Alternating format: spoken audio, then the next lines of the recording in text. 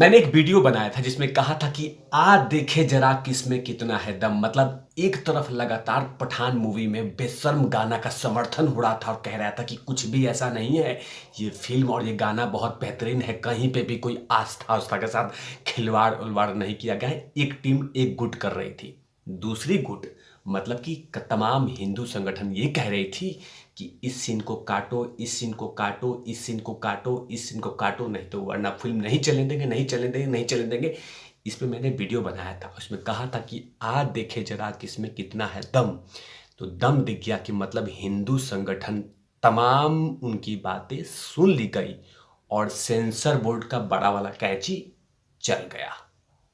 अब कहीं ना कहीं उनको रात भर नींद नहीं आएगा उस गुट का, जिस गुट लगातार चाट रहे थे बेशर्म गाने को और कह रहे थे कि ऐसा कुछ भी उस पे इस फिल्म में इस गाने में कोई नहीं है, कुछ भी आस्था को चोट नहीं पहुंचाया। लेकिन आखिरकार सेंसर बोर्ड ने कह दिया है कि कैंची चलेगी, वो भी उसमें कोई दिक्कत लेट आउट नहीं होगा, कैंची चलेगी। इसी की चर्चा इस एपिसोड में। नमस्कार, आप देख रहे हैं तिवारी भैया, मैं हूं वेद प्रकाश। दरअसल ये कुछ हेडलाइंस है जो तमाम उन चिलगोजे पत्रकारों को और उन तमाम गुट को नींद उड़ा देगी और मिर्ची लगती रहेगी।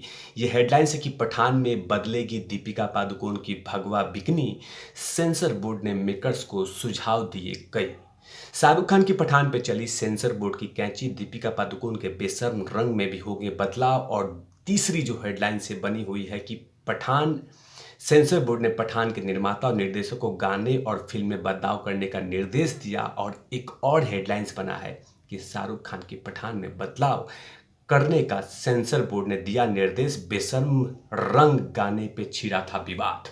ये तमाम हेडलाइंस उन तमाम गुट को उनकी नींद उड़ा के रख देगी और साथ में उनको मिर्ची लगा देगी कि देखो देखो ये फिल्म में आखिरकार सेंसर बोर्ड चल ही गया, आखिरकार कैंची चल ही गया। एक तरफ लगातार कह रहे थे कि कैंची ऊंची नहीं चलेगी, कुछ भी ऐसा नहीं है, लेकिन जीत उन तमाम हिंदू संगठन का हुआ जो लगातार देश के कोने कोने में अलग अलग तरीके से लगातार विरोध कर रहे थे। और उनकी बात सेंसर बोर्ड ने सुना और कहा कि बदलाव तो करने पड़ेंगे, और अगर बदलाव नहीं करते तो वैसे भी संदेश दे दिया गया है बहुत सारे फिल्मों को फूंक फांक के, मतलब उनके फिल्मों को स्वाहा करके कि फिल्म आपकी चलेगी नहीं।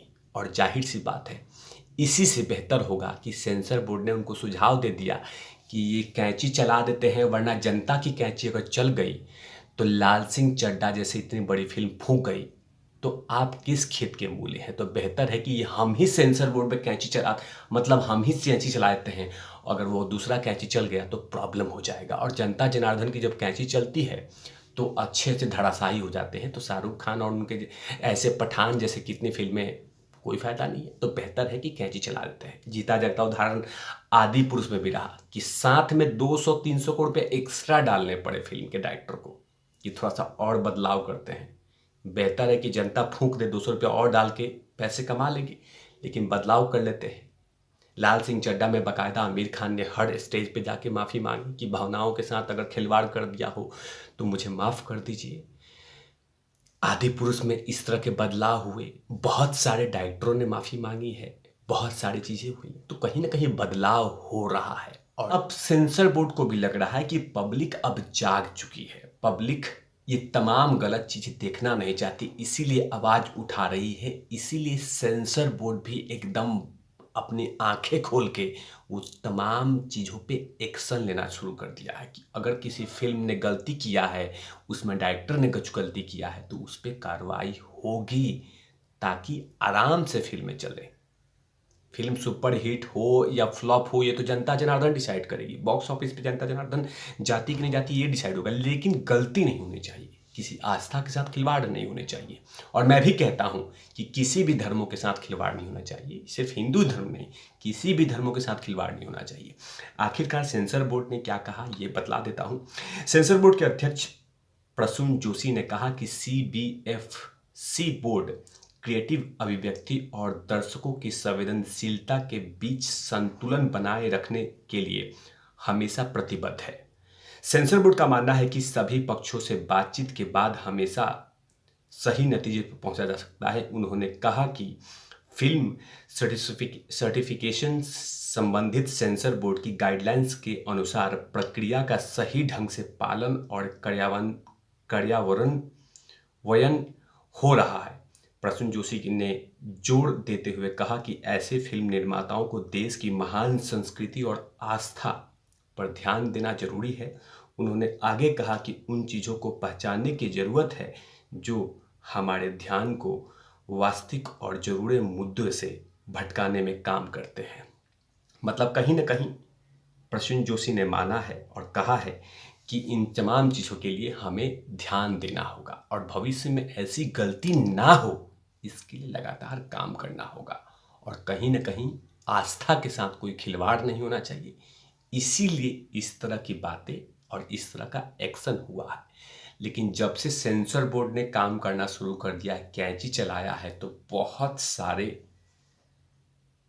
जो चाटने वाले पत्रकार हैं, जो चिलगोजे पत्रकार हैं, जो चाय बिस्कुट के पत्रकार हैं, वो वही मानेंगे कि ऊपर से दबाव आया होगा, मतलब कि नरेंद्र मोदी ने दबाव दिया होगा, केंद्र सरकार के दबाव से हुआ होगा। ये तमाम ऐसी बातें अभी सामने आएगी क्योंकि अब वो चैन से नहीं सोएंगे जितने भी पठान के बेशर्म रंग का समर्थन करने वाले हैं। उनकी कहीं ना कहीं करारी हार हुई है और जो बॉयकट सेना है उनकी प्रचंड जीत हुई है और इसी जीत को लेकर जो बेशर्म रंग का समर्थन करने वाले थे उनकी नींद उड़ चुकी है और वो कहीं ना कहीं किसी न किसी तरीके से अब लगातार नरेंद्र मोदी और अमित शाह पे टारगेट करना शुरू करेंगे। इंतजार कीजिए क्योंकि सेंसर बोर्ड का कैंची चला है और इनकी नींद उड़ी है।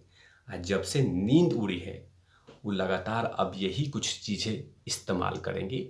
आप इंतजार कीजिए। लेकिन कहीं ना कहीं थैंक यू सो मच है सेंसर बोर्ड का कि आपने बातों को सुना, आपने देखा कि कुछ न कुछ गलत हुआ है। और मैंने हमेशा से वीडियोस में कहा है कि अगर एक सीन काट देने से फिल्म में कुछ बड़ा बदलाव नहीं होगा। अगर आस्था कहती है, अगर धर्म कहता है, अगर हिंदू भावनाएं कहती, अगर हिंदू संगठन कहती है कि ये गलत है तो उसे हटा देना चाहिए। और सिर्फ फिल्म को हटाने के लिए किसी ने नहीं कहा है, सीन को हटाने के लिए कहा है और सीन हटाने में फिल्म में बड़ा बदलाव नहीं होगा। कहीं ना कहीं ये तमाम चीज़ें समझना चाहिए। पठान के लोगों ने नहीं सुना तो बेहतर है कि सेंसर ने चला दिया और सेंसर ने कैंची चला के ये तो सुनिश्चित कर दिया कि फिल्म आराम से मतलब मल्टीप्लेक्स में चिपकेगी। जनता जनार्दन फिल्म देखे या नहीं देखे ये तो भविष्य की गोद में है, लेकिन आराम से चिपक जाए पोस्टर ये बेहतर है क्योंकि बहुत सारे संगठनों ने कह दिया था कि फिल्म चलाना आपकी जिम्मेवारी है, आप उसके जिम्मेवार होंगे। तो ये तमाम चीज़ों से कहीं ना कहीं सेंसर बोर्ड को लगा होगा कि फिल्म लगे अब पोस्टर फट जाए क्योंकि जनता जनार्दन है, गुस्से को आप रोक नहीं सकते हैं। और मैं भड़का नहीं रहा हूँ, नहीं तो पता चला कि लेटर छपा गया। मैंने नहीं कहा कि बहुत सारी चीज़ों में देखा गया है, इसलिए तो बेहतर है कि अच्छी चीज़ें किया है। और मैं ये नहीं कह रहा हूँ कि नहीं तो पता लगा कि नोटिस आ गया कि मैं भड़का रहा हूँ, मैं भड़का उड़का नहीं रहा हूँ। मैंने बहुत सारी तस्वीरें देखी है कि बहुत सारे संगठन ने इससे पहले भी बहुत सारे पोस्टरों को फाड़ा है, तो उसे सोच समझ के ये तमाम चीज़ें की होगी और इसी को लेकर कहीं ना कहीं इतना बड़ा फैसला लिया गया है।